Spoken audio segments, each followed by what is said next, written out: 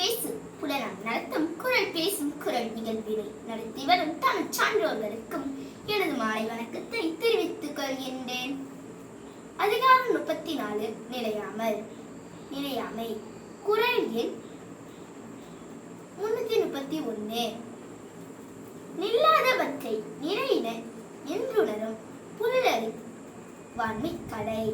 நிலை இல்லாதவற்றை நிலையானவை என்று மயங்கி உணரும் சிற்றறிவு உடையவராக இருத்தல் வாழ்வின் இழந்த நினைவாகும். குரல் எண் 332. கூத்தாட்டு அவிக்குலா தற்றே பெருஞ்செல்வம் போக்கும் அது வீழ்தற்று. பெருஞ்செல்வம் வந்து சேர்தல் என்பது கூத்தாட்டு விடத்தில் கூட்டம் சேர்வதை போன்றது. அது நீங்கி போதல் என்பது கூத்து முடிந்ததும் கூட்டத்தை கலைப்பது போல் ஆகும். குரல் எண் 333. அற்கா இயல்பி செல்வம் அது பெற்றால் அற்குப ஆங்கே செயல். செல்வம் நிலை இல்லாதது.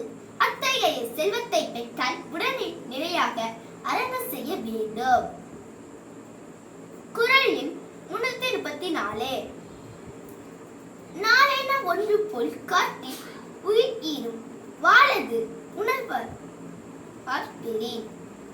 வாழ்க்கையை 5 உணர்வை பெற்றால் நாள் என்பது ஒரு கால அளவு போல் காட்டி உயிரை அறுக்கும் வாழனாக உள்ளது.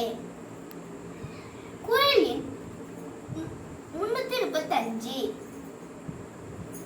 நாச்சற்று விளக்குக்கு மேல்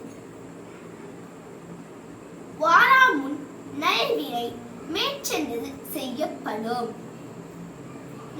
குழலை விக்கல் மேல மேல முன்பே நல்ல அரசியல்களை விரைந்து செய்திட வேண்டும். நன்றி. வி. யோகாஸ்ரீ 4ஆம் வகுப்பு சின்னையர்களை நகராட்சி தொடக்கப்பள்ளி. திருக்குறளை இயற்றியவர் திருவள்ளுவர்.